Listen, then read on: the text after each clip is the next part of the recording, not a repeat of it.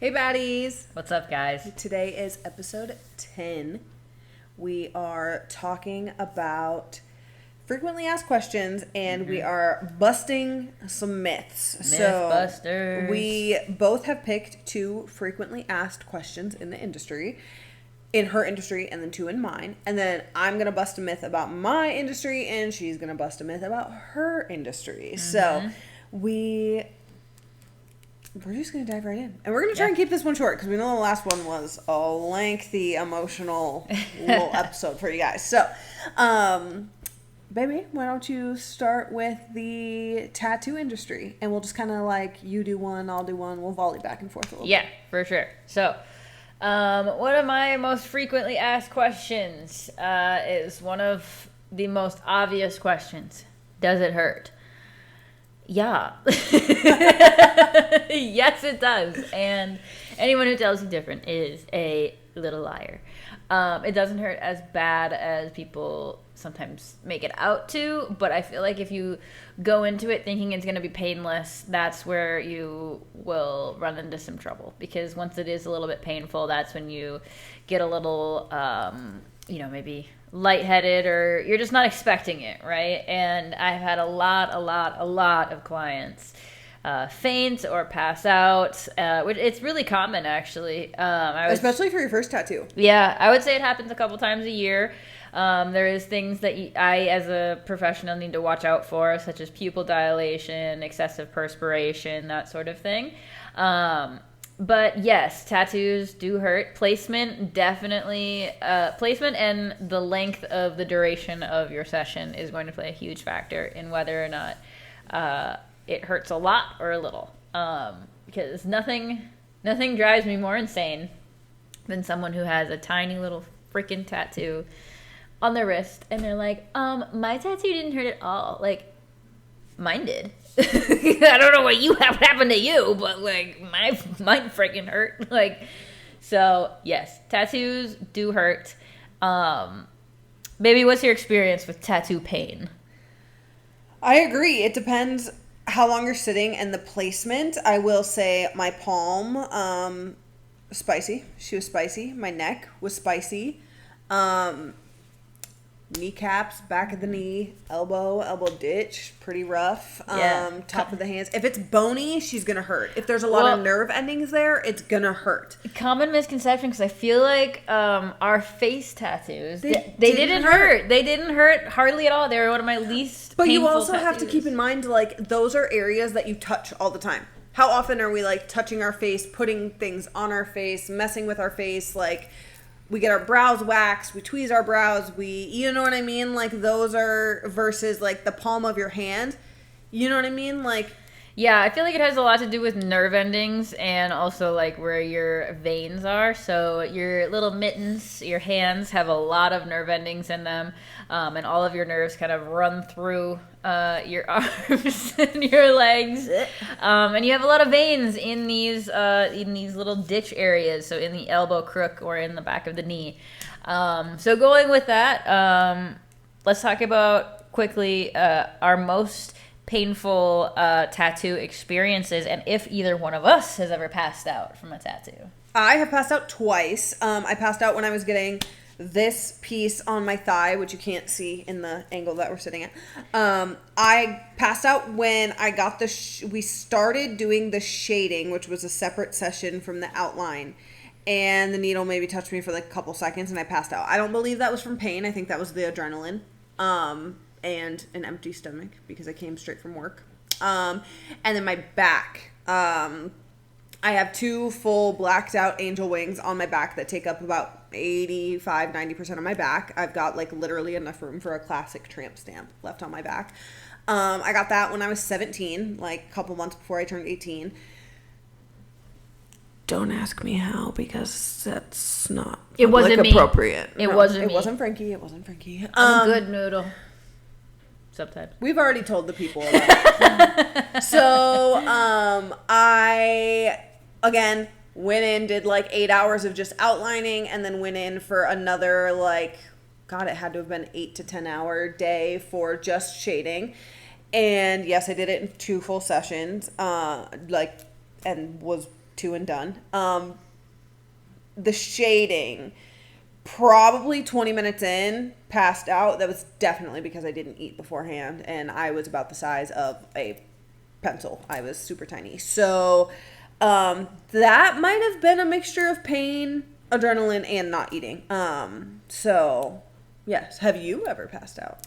I have never passed out and lost consciousness from a tattoo. I have gotten sick quite a few times, but that's a very common thing in Frankie land. I'm someone who stress vomits a lot. We got Pepto on deck constantly, and I did mention in our last tearjerker that I also had a Zofran dealer. For those of you who don't know what that is, it's an anti-nausea medication that they give you in the hospitals. So that's how bad of tummy problems I have. Our whole lives. Yes, I used to puke before school, actually, because I would get social anxiety, and I get nervous and I puke. It's a thing. So I have gotten sick quite a few times, but again, that's from the anxiety and from the, I wouldn't say so much adrenaline, just mainly like, for me, for tattoos, and I feel like for a lot of people, it's the fact that you have to accept that it hurts and you can't do anything. You're powerless in that situation.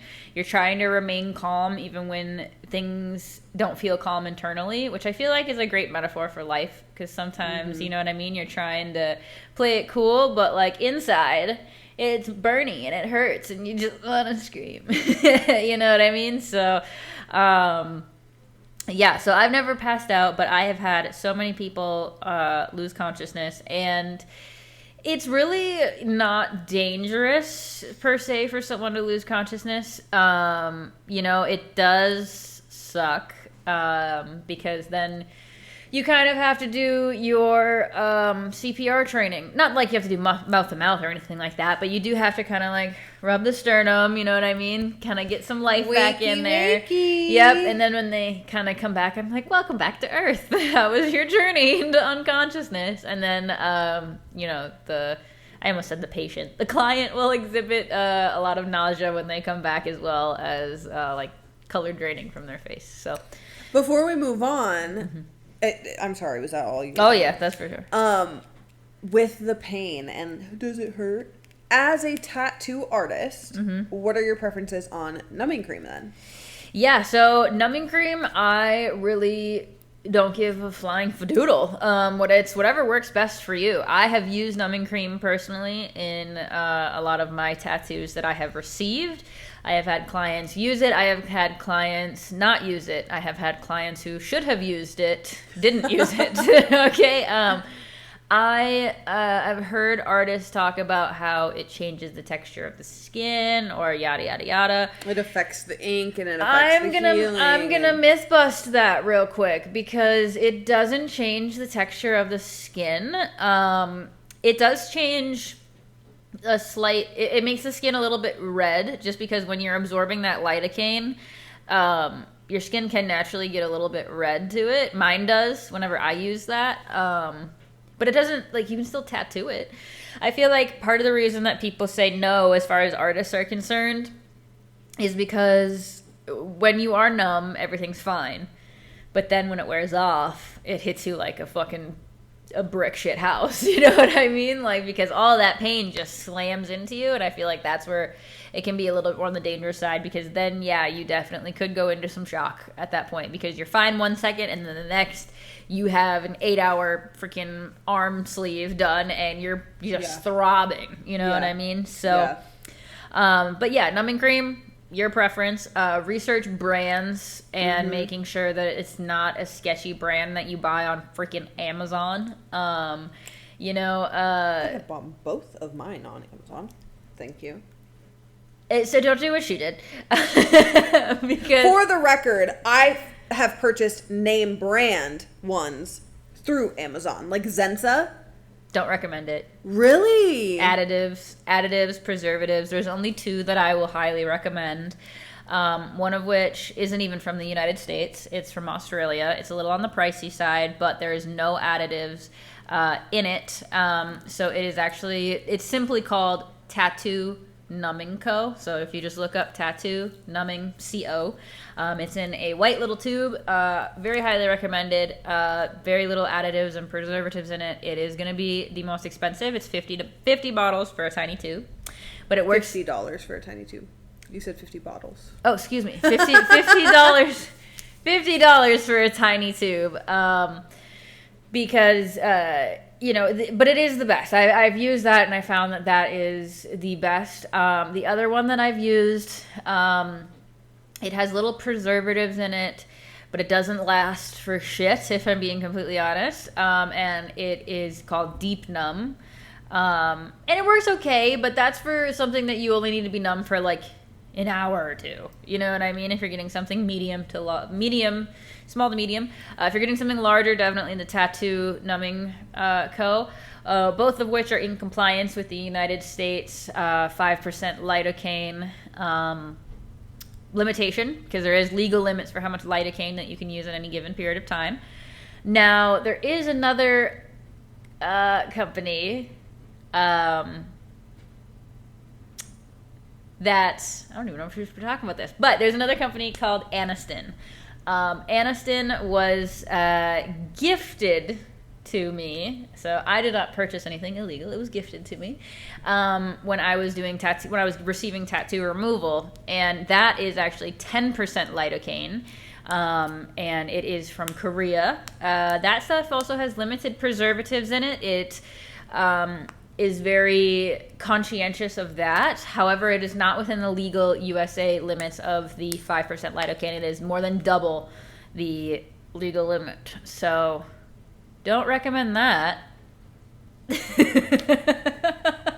I'm glad that you said that about the brands, because honestly, ask your tattoo artist, like, what do you recommend? Because if your tattoo artist is okay with it, your tattoo artist should have a recommendation for you. If they say, yes, you can use whatever you want to, and then you say, hey, what's your recommendation? And they don't have any for you,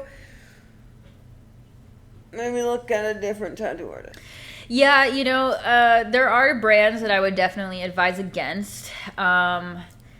I can't even remember the freaking name of it, but it starts with it's like TX something. It's like a bunch of letters, and like their logo is like it's a little guy with spiky things. I'm sure you've seen it on Amazon. Don't recommend that. That you might as well put lotion on yourself before your tattoo, because that's basically all that is. But you know what's really good is, as opposed to using numbing cream, because the other thing, too, with numbing cream is if you are going to go that route, you must do a test area before your appointment, okay? Because if you are to break out in hives, if you are to have any skin allergies that you're not aware of, it's better to know that before the day of your appointment, because that would suck for both you and the artist. You'll have to put down another deposit, most likely, because you know what I mean? That sucks. So yeah, before your appointment, do a test area of the numbing cream. You want to apply like a 2 millimeter thick layer, wrap it in saran wrap so that it doesn't dry out. Let it sit for a minimum 2 hours. The package should come with directions, so just follow the directions. But going back, what's better than numbing cream is asking your tattoo artist if they would be willing to use Bactine. Now, Bactine recently has reached the scene in a controversial way for the exact same reason that these numbing creams have. So there's actually a interesting divorce happening in the tattoo community on whether or not Bactine should or shouldn't be used, because Bactine will numb the area very well, because Bactine works with open wounds, right? So the lidocaine will actually absorb through the open wound of the tattoo and help numb the area. But that does limit the communication that the client is able to give you. So if you are going to town and the client isn't able to tell you, hey, that hurts really bad, when the client does experience the pain coming back, it could be very, very intense. So but that's my take on any sort of numbing agent, and that's my little spiel for now. So, Becca, tell me something about your career that is a common misconception or a frequently asked question. I feel like a question that, gosh, there's so many questions, because I feel like if you don't know anything about lashes, you're going to have a lot of questions. So I'm going to slim it all the way down because it can be very broad when it comes to lashes, I feel like. And that's probably because I'm just overthinking it because you came out with a really good question right off the bat. Because I have had people ask me too, like, do lashes hurt? And, like, I feel like that's not a frequently asked question. Yeah. It's just like a... Well, let me ask a simple question, because this is a question that I asked you when I first started getting lashes, is...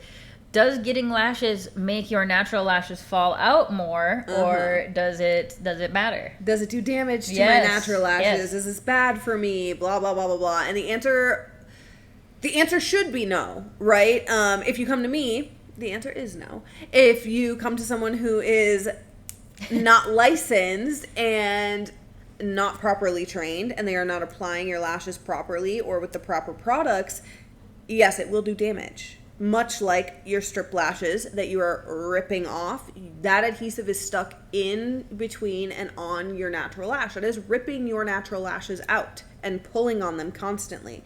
Much like even mascara, depending on the product that you're using, if it's expired, how you're taking it off, how you're applying it, if you're not taking it off, all of those things can play a role in the health of your eye, your ocular area, and your natural lashes and your natural growth cycle. So when it comes to eyelash extensions, depending what artist you go to, the answer will be yes or no. So in my salon, the answer is no. The answer is a big fat hell no. It's not going to do any damage to your natural lashes. It's not going to affect your ocular area. It's not going to do any damage to your eye health, okay?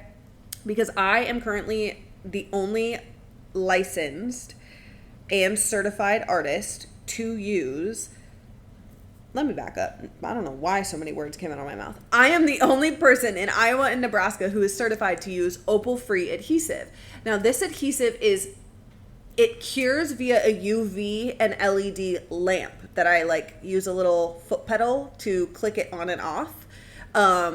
Once I attach a lash to one individual natural lash, it's literally one natural lash, and I go whoop with the extension, so they're like butt buddies. She has this opal-free adhesive. It is 100% organic and plant-based. The active ingredient, the photoinitiator, that reacts with the UV LED purple light, so that's also safe for your face and your eyes and your skin and all the things, literally just cures it without releasing any chemicals. There's a fume, but the fume is the release of oxygen and hydrogen. It is literally air and water that is being released from the adhesive when it cures. Now, circling just a couple steps back to that purple light, the purple light that I use with my UV LED lamp, you have to sit under that light for a consecutive 60 hours in order to get 10 minutes of sun exposure.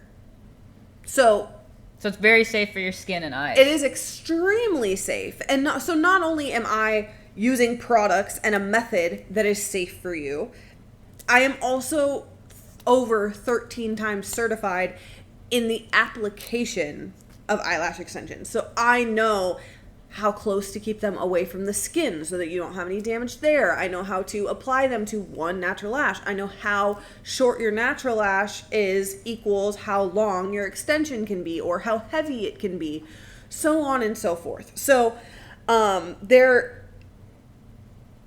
different types of lashes that maybe some people can have and some people can't, just due to the 100%. natural 100%. 100%. I have had to turn clients away from the idea of what they want because that's not something they're going to be able to get. I have had clients that have come to me that have been under the impression that their natural lashes can't hold volume or mega volume fans because their previous artist was not using lashes that were of the appropriate material and or diameter. So it was making that lash far too heavy in retrospect to what I use in my salon, so I can offer that client a volume or a mega volume lash because my lashes are being handmade out of a 0.02 diameter. That's itty teeny baby boy, little baby. Versus some people that are trying to make fans out of like a 0.10 or a 0.15 that lash is thick on her own, let alone trying to smush a bunch of them together and make them fan out at the end and then stick that to somebody's natural lash. That is too heavy for their natural lash. It will cause damage to the hair follicle. It will also have those lashes shedding prematurely. You also then have to use a shit ton of fucking glue to get that bitch to stick, which can cause the bubble of glue to go along the lash line and stick to all your other lashes. So as much as I would love to be like, no, even when people come to me, I'm so transparent, girl. I'm a window when it comes to like asking me questions about the lash industry, because I want you to understand the reason that I am different, the reason why I charge what I charge, and the reason that when you first walk into Wicked Beauty and you turn and you look at us behind our front counter, you see 75 million certificates. Because, girl, I worked for that. Because I'm not going to just automatically be like, no, eyelash extensions don't cause damage. Because I'm not going to gaslight you into believing that you could go to any Tom, Dick, or Jerry and get what I offer. You could go to some girl that is going to mess up your shit.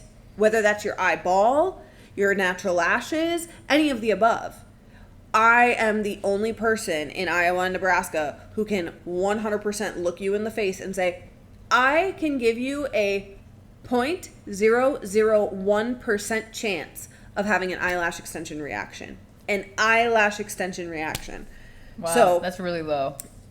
That is so fucking low, girls. So I have another question related to lashes for you. Do eyelashes grow back? Your natural lashes do grow back. So if you ever wake up, and so that kind of goes hand in hand with like, are these causing, oh my God, they're falling out left and right. That must be causing damage to my natural lashes. We've all woken up with a lash on our cheek, or somebody's been like, oh, hey, you have a lash. It almost went in your eye. I got it. Make a wish. You know what I mean? That's because your natural lashes shed in cycles. So they come in and they're a baby lash. They grow into a teenage lash and then it's adult lash. They're literally, we have an acronym for it. It's an ACT. Anagen, catagen, and telogen phases of the natural lashes. That whole cycle takes from lash coming out to adult lash and then adult lash falling out. You've got about 6 to 8 weeks total in that cycle. So once that adult lash is there and she's hanging out, I don't know how long she has there before she falls out. So that's why you get a full set and then you have to come back about every 2 to 3 weeks and get a refill, is because you have natural lashes that are growing at different phases constantly. The same thing happens with our eyebrows, right? Where our eyebrow hair just randomly will be like, bye bitch. So yes, your natural lashes grow back. However, I want to preface that if you have natural lash damage from improper lash application, there could be biological reasons, you could have had surgeries, you could have had an accident, it could be you were pulling at your lashes and you've pulled the same lash out for the last 2 years straight. You've done too much damage to that hair follicle, much like waxing. She's not growing back, sister. So definitely, your lashes naturally do grow back. But if there has been repetitive damage, we might not be able to come back from that. So short answer, yes. Long answer, did you do some shit to your lashes? Because maybe not. So yes, your lashes grow back. That is the natural way of things. That is why we need refills, is because they literally fall out on their own. Because sometimes we get the people that are like, oh my God, all my lashes are falling out. Something's wrong. Nothing's wrong. That is part of the natural phase. So, that is definitely, those are 2 really good questions. Thank you for asking me, because I immediately start spiraling. Like, for me, I've been in the industry for 10 years. My industry is so new still. Like, and by new, I mean, like, compared to tattooing, compared to hair. You know what I mean? Like, it has not been around for a shit ton of decades. Like, we've maybe got 30 years of like people applying lash extensions, and we've come a long way, but there is so much knowledge in my little itty bitty brain from the last 10 years and all the certifications and all the classes and all the conferences that like I have an influx of like, I want to tell you about lashes. Like, that's why I said like, I'm like a window, because if you come to me and you ask a question, you bet your ass I'm going to give you the long answer, because I would rather have my clients be like, damn, I really know what she just told me. I really understand what's happening today during my appointment. So when she goes and tells her mom at brunch the next day, oh yeah, no, my lash artist, da, da, da, da, da, she's excited because she understands what's going on. You know what I mean? So that's why I say, like, I'm, like, so transparent that I'm a window, is because, like, girl, I want you to feel like you could do this shit when I'm done. So that's one of my favorite things about what I do is education. I am a big, big, big fan of education and continuing education, going to classes, teaching people, training, all of that jazz. So let's pass the baton back to you before I ramble for 2 hours. We were like, let's keep this short. No, I'm like, let me do a lash training. What's another frequently asked question that you get in regards to tattoos? Well, I'm gonna give you a 2-for-1. Okay, so the one that I get asked a lot, and I feel like people ask me this just because they're trying to strike up a conversation with me and they don't know what the fuck to say, is how did you get into the tattoo industry? And, like, if I had a fucking dime for how many times the people have asked me that, it's not that interesting. As much as I would like to be like, well, it's so rare that I've been an artist. I've been an artist all my life. Sad little poet. Sad little poet. No one was surprised that I was going to be an artist. It was either an artist or a surgeon. I know those are two very different things, but I like meticulous little things. I like working in sterile environments, so it was either going to be one of those two things. Steady hands. Yes. And like I said, I always have been an artist, and my father he raised me, alongside a lot of biker dudes, so there was a lot of tattoos that were constantly around, so it's no surprise there. I ended up graduating at a very young age. I was 17 when I graduated high school, and I immediately started my apprenticeship because that's what I knew I was going to do. And it just kind of took off from there. So that's been the only job that I have really had in my adult life. I had other minor jobs to get me through my apprenticeship. Which we've talked about in our other podcasts. Yeah, but that was more so just to pay the bills. As you got a car payment and shit. So yeah, it's really not that interesting. But what is more interesting is how society got into tattoos. So if you ever want to impress your tattoo artist, well, I should say if your tattoo artist is cool, they'll know the answer to all these. Ask them not so much how they got into tattooing, but can you go up to them and be like, can you tell me the history of tattoos? Because if you ask me that, oh my God, you're going to unlock some autism, okay? I'm going to fucking fact dump on you. So, which plays into, so like actually it's more of a 3-for-1 for your question, because that plays into another question that a lot of, I don't want to say elderly people, but a lot of older people tend to ask is, are you worried about the longevity of your career as a tattoo artist? And my answer is a hard, firm no. And here is why, because it goes into the history of tattoos. Tattoos are actually one of the oldest traditions throughout the history of mankind, okay? So it's up there with masonry, with building things, that is things that have shown expression and status throughout history. There was actually she's called the Ice Queen. You can look her up. It was a mummified young lady that was found, and she had a few tattoos that were on her, and she was predated like older than the Ice Age, and it was actually really cool. So if you look, we'll just bloop it right here. I recreated that tattoo for one of my amazing clients. She was very inspired by that traditional tattoo, so I took a modern spin on it and gave her something that was very similar. So we'll show that to you as well. But tattoos have been around for a very long time, and the tradition of them went from actually using needles, we'll say, from cactuses as well as porcupines, and they would use the ash from fire, fire ash, and then mix it with different tree saps and water and just stick and poke you. Sorry. Your nail was sharp. I'm sorry. They would stick and poke you to create an image, right? And then how it kind of got into the U.S.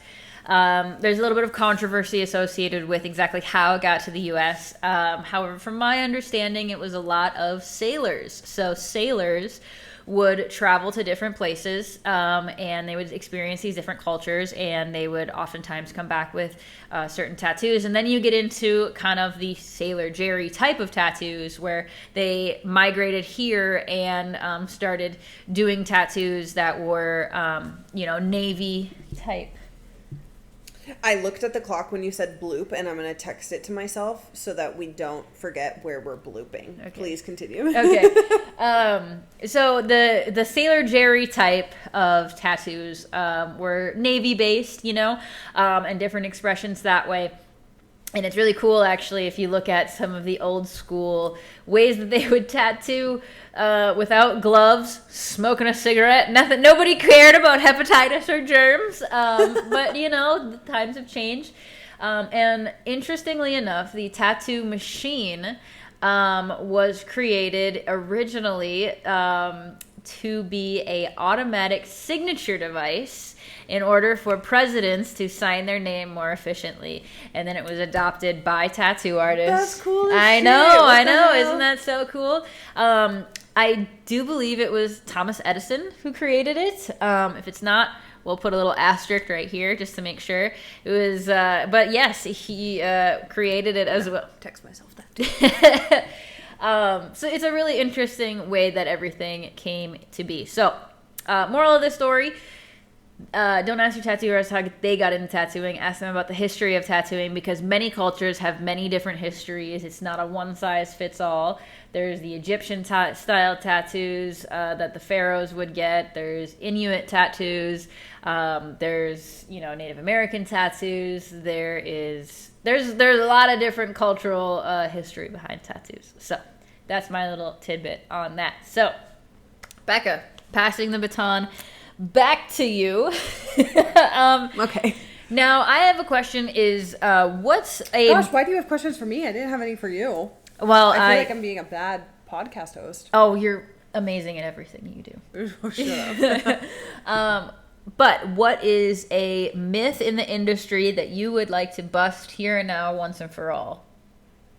In my industry? Yes, in your industry. Ooh. It's kind of a twofer. Okay. Because first one being, you can't get your lashes wet for 24 to 48 hours. Bullshit. Rinse those lashes with saline and floss them with hypochlorous acid spray on a little micro, teeny tiny swab at the end of every service. Do it. Go take the BioComfort or the BioComfort Plus course through Lash Apothecary. Do it. You will be saving so many of your clients from reactions, irritants. You're calming down those mast cells. You can get lashes wet. Don't lie to your clients, because you know what? I'm going to back up. You're not lying to your clients. You have not been told properly that you can let your clients get their lashes wet, because that's how you were taught, because somewhere along the line, somebody didn't want to be held responsible for, and I'm saying somebody didn't want to be held responsible because I learned this in the corporate lashing world, in big chains, big lash brand chains, because they didn't want your clients to do anything to their lashes for the first 2 days, so 48 hours, because their 3-day fix policy, you're already 2 days deep. So your clients can get their lashes wet. If you're applying lashes properly, lashes will not be falling off because water fucking touched them. Some lash artists will tell you you can't get your lashes wet ever, which means you're not washing your lashes. Wash your fucking lashes. I'm not going to say that. I will say that again. Wash your fucking lashes, you dirty hoe bags. The two-parter. Have you ever been told to not wash your ass or not wash your hair? You walking around with dirty underwear? Like, no, girl, wash your lashes. Please and thank you. Oh my God. The two-parter of that. You can't use oil or eye creams near your lashes. Bullshit. You know why? Because you should be washing your lashes. So that's the myth. That's the myth I'm going to bust. The second myth that I would really like to bust is that you do not have to follow what everybody else is doing. You do not have to use the product that everybody else is using. You shouldn't. You shouldn't. Do your research on the brand, on the product, on the ingredients. Take some classes. Because the product that everybody else is using is mainstream. That doesn't mean it's the best. And I can assure you, considering there are less than 150 lash artists worldwide that are currently certified as of July 3rd, 2026, to use the opal-free adhesive that I was just talking about that I use, that is 100% plant-based and organic, and it does not let off any chemicals. It does not contain any toxic chemicals. It is clearly not mainstream. It is clearly not the only it is clearly the only one of its kind, and not a lot of people are using it. Go get you some shit that not everybody is fucking using. You dirty hoe. Bam. Wash your ass. And wash your ass. What is a myth that you would like to bust about your industry right here, right now? Honestly, I got a lot of myths I could bust, but go ahead. All right, I'm gonna piss a lot of people off with this myth. Okay, so hold on to your britches, ladies. We warned everybody when we were gonna record this. I'm gonna look you dead in the face when I say this. The amount of time that your artist has been in the industry doesn't fucking matter. Okay? It doesn't matter if your tattoo artist is over here flexing, saying, I've been in the industry for 25 years, somebody's gonna tell me, blah, blah, blah. Okay, great for you, grandpa. You're never gonna learn, you're never gonna evolve. Time does not equal success. Time does not equal talent. Okay? Because I have met cats that have been in this industry for 15 to 20 years, and their work looks like dog shit. Okay? It looks horrible. It literally looks absolutely horrible. And then there's other people who haven't been in the industry for very long, maybe 3 to 4 years, okay, that are phenomenal. There was a young lady who my wife saw on my social media. Shout out to Bobo Inks from 222 Tattoo. Because I saw her peonies. Yes, and my she God. literally was an apprentice when I was working at one of the shops.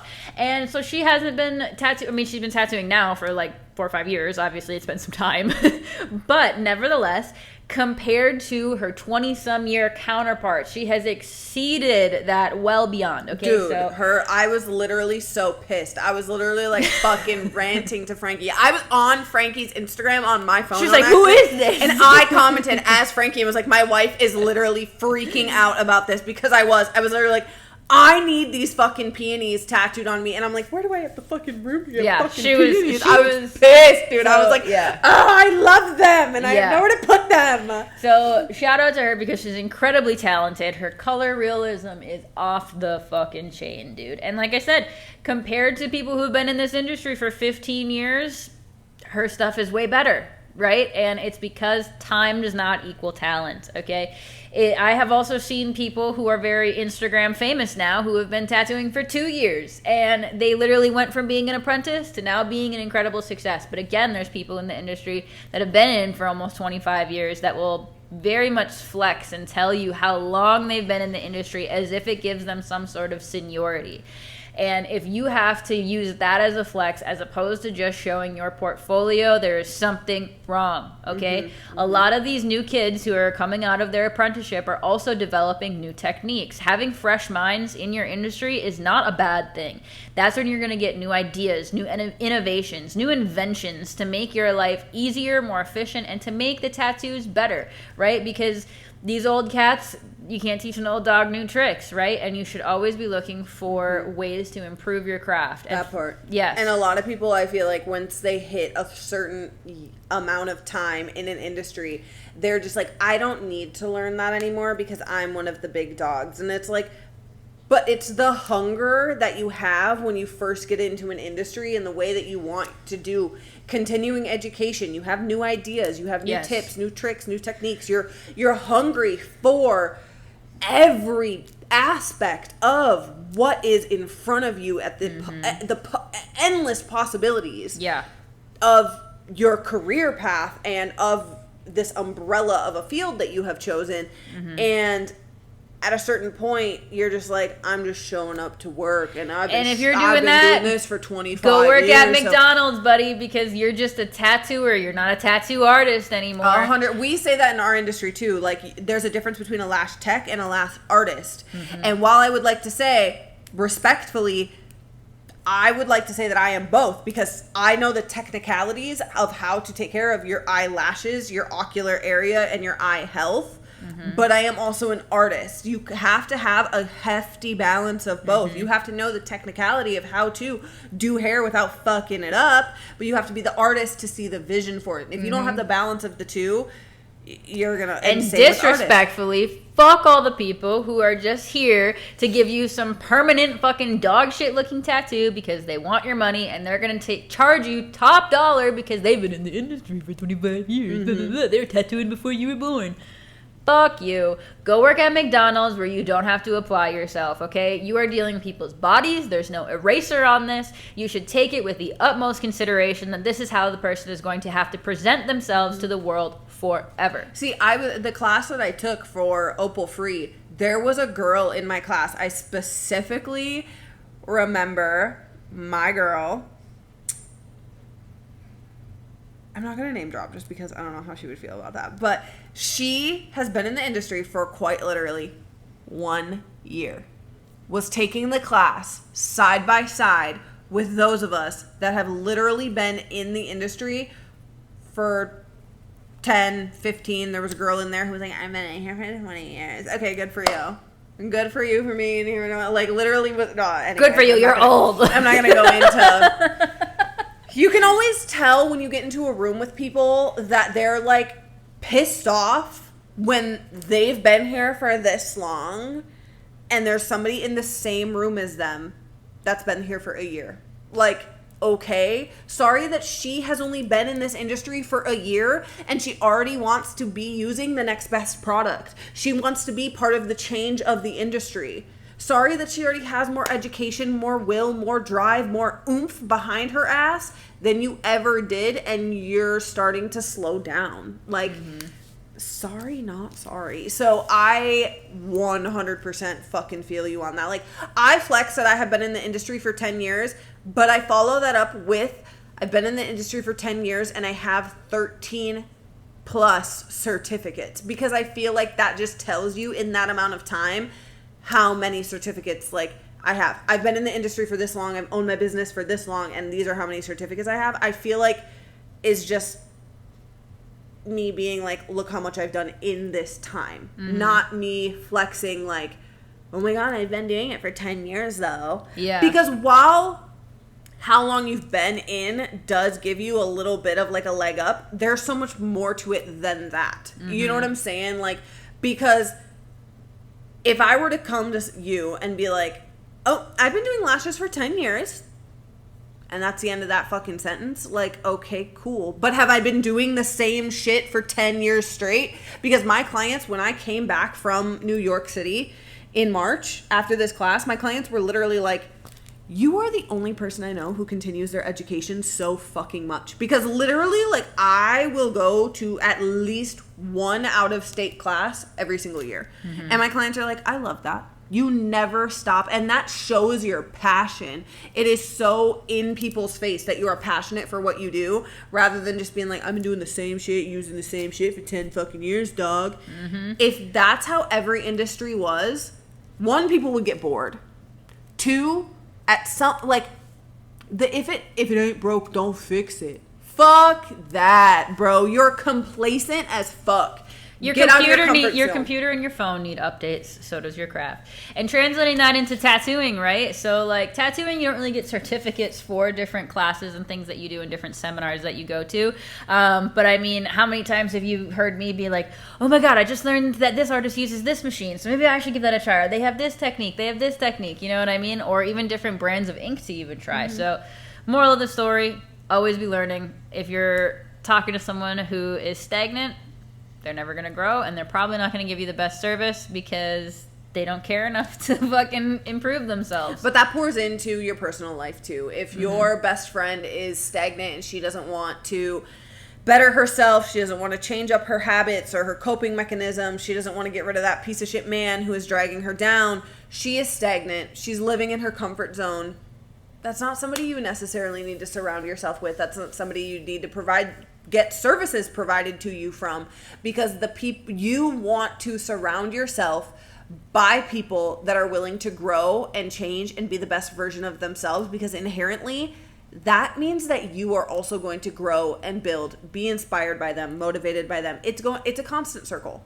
So if the people at your table, your service providers, your friends, your family, if they are being in that stagnant place,